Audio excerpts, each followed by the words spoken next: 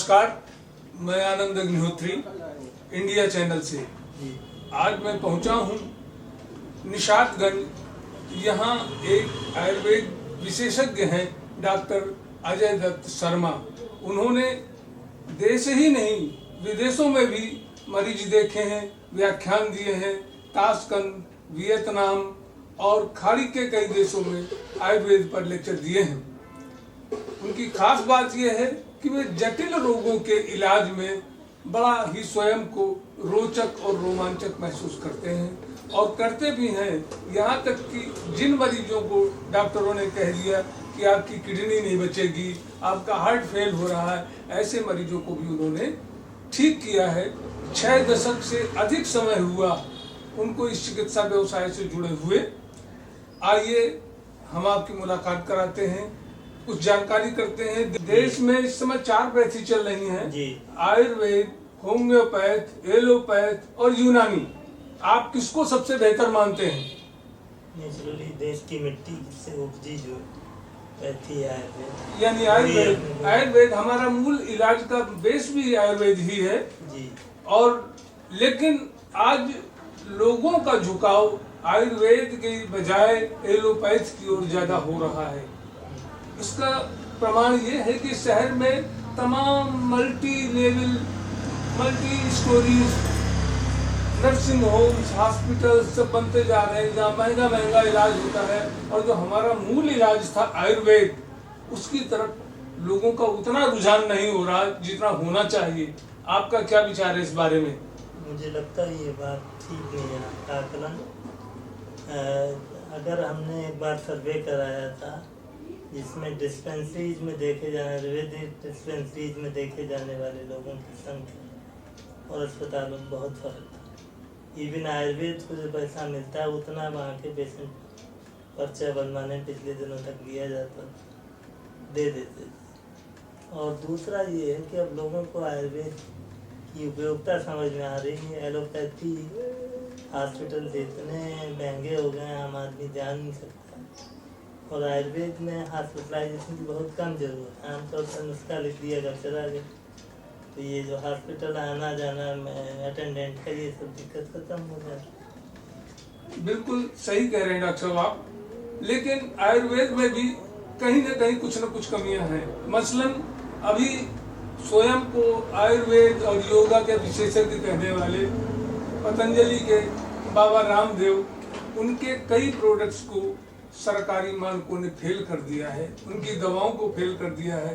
ऐसी स्थिति में अगर वे दवाएं ली जाएंगी, सरकार का ये भी कहना है कि वो जानलेवा भी साबित हो सकती थी। 2 कारण है उसके। एक तो रामदेव जी का योगा पर परम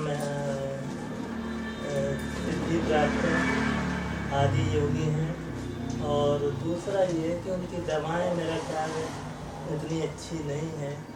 और क्योंकि व्यापार से आ गए हैं इसलिए आयुर्वेद पर दवाओं पर उतना प्रमाणीकरण नहीं है।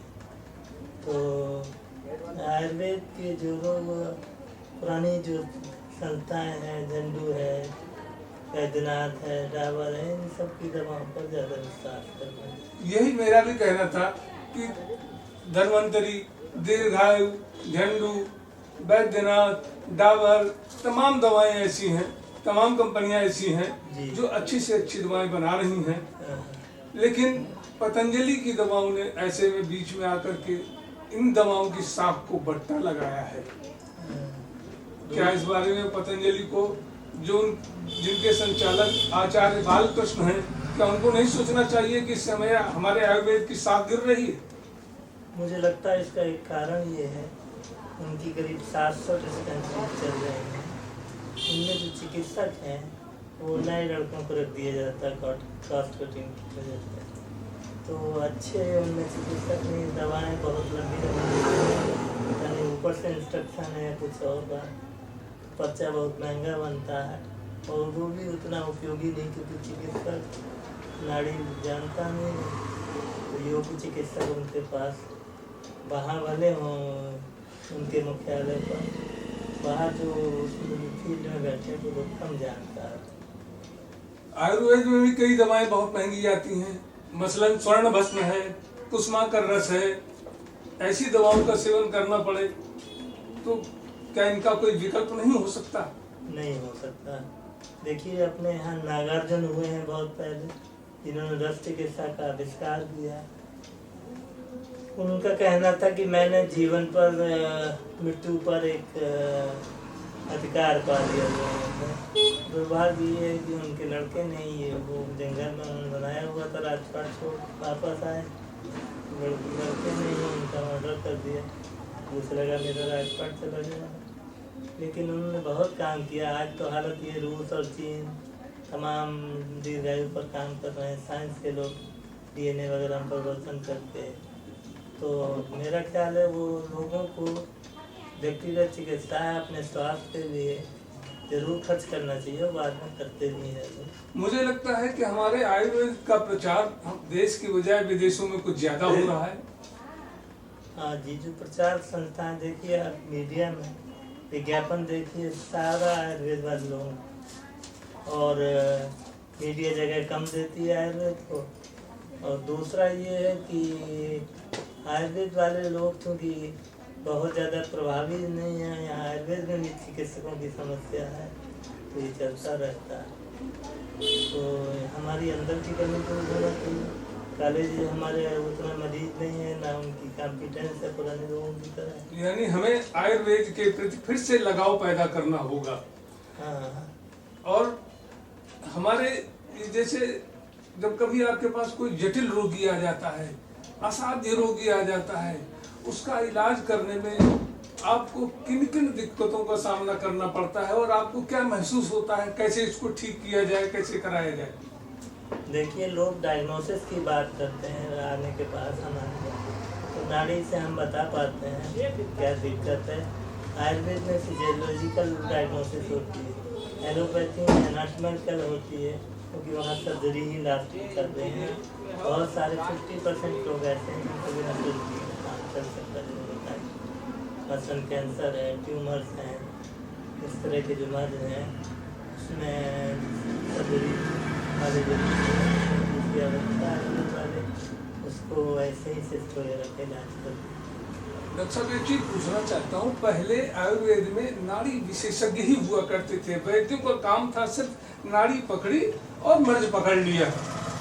लेकिन अब जो आयुर्वेद पढ़ाया जा रहा है, जो बच्चे पढ़ करके आ रहे हैं, उनमें ये विशेषता नहीं देखी जा रही, तो ये कमी कहाँ है?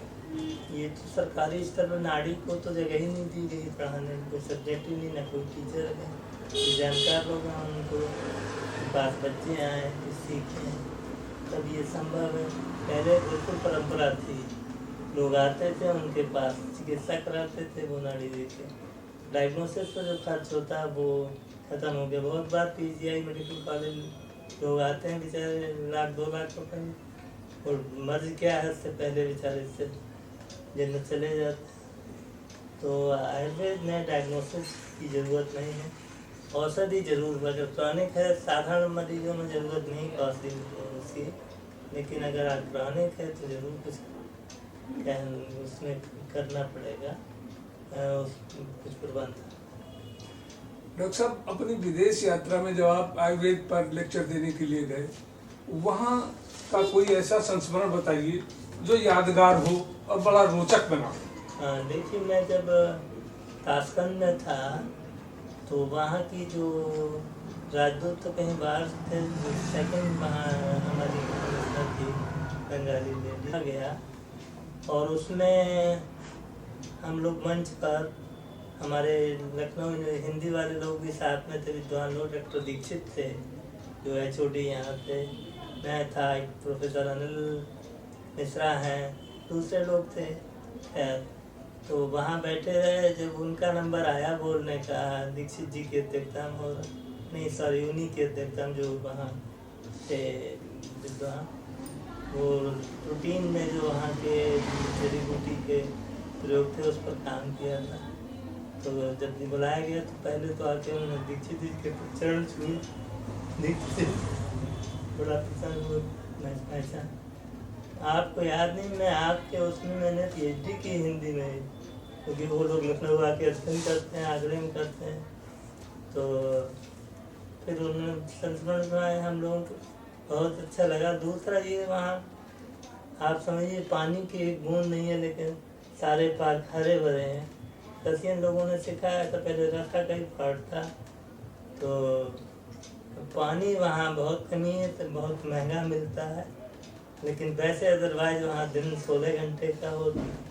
वंडरफुल रात में 4 बजे दिन निकल आता और 12 बजे करीब 4 घंटे और बाकी दिन। तो इस तरह की बात है। ये तो आपका अनुभव बहुत रोचक रहा, बहुत सुंदर रहा। एक चीज और जानना चाहता हूँ, आजकल लोग जड़ी बूटियों की पहचान भूलते जा रहे हैं। कुछ दिनों पहले आचार्य बालकृष्ण ने प्रचार किया था कि वो संजीवनी बूटी ढूंढने हिमालय जा रहे हैं जी।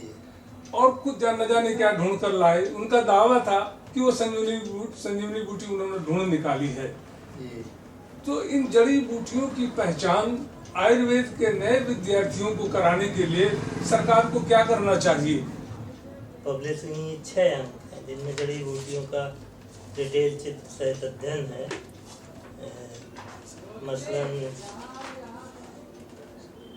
ये देखिए, तो लोगों के ये तो असल में अध्ययन और अध्यापन दोनों की बात है। आजकल जो वहाँ शिक्षक आ रहे हैं वो भी पॉलिटिकल प्रेशर में, आरक्षण से, और बहुत बार उतने कॉम्पिटेंट नहीं जैसे पहले हुआ करते थे। मैंने लखनऊ विश्वविद्यालय का उस समय आयुर्वेद फैकल्टी थी, आज स्टेट आयुर्वेदिक कॉलेज वहाँ से किया। बड़े योग्य लोग थे, लंबी मरीजों की लाइन लगती। अब दवाएं ज़्यादा लेते हैं और बालकृष्ण जी का भी वही, चूँकि दवाएं बेचनी है, इस तरह के क्लेम है, बहुत बार सही नहीं साबित हुए। मजबूरी है, वो लोग उनके सुन लेते हैं और सिर पड़ते। सरकार भी आयुर्वेद के प्रति उदासीन दिख रही है। आज इतने सरकारी अस्पताल बनाए गए, हर जगह एलोपैथ डॉक्टर ही नियुक्त किए जाते हैं। किसी किसी अस्पताल में होम्योपैथी या यूनानी चिकित्सा की व्यवस्था है, कहीं कहीं आयुर्वेद की भी व्यवस्था है। हमारा मूल तो आयुर्वेद ही है। सरकार इस तरफ ध्यान क्यों नहीं दे रही कि हम आयुर्वेदिक डॉक्टर नियुक्त करें? देखिए, मेरे ज़माने में 74 में पास आउट हूँ लखनऊ से, आयुर्वेद 4 डिग्री की। उस समय आयुर्वेद में केवल एक बी क्लास गेस्टेड अफसर था पूरे था। धीरे धीरे आज हालत ये 700 डिस्पेंसरी, करीब 2000 हमारे ग्रेजुएट्स गेस्टेड अफसर का ध्यान दे रही। लेकिन मल्टीनेशनल का इतना दबाव है कि सरकार पर जितना कदम करने के लिए। पिछले दिनों कांग्रेस सरकार के ज़माने में जो मंत्री थे वो गए वहाँ, उन्होंने पारे के प्रयोग पर रोक लगा दी। हमारी दवाएं और महंगी होती है। उनको समझ में नहीं आता, काम तो किया नहीं। CDRI और बॉम्बे IIT ने इसका काम किया।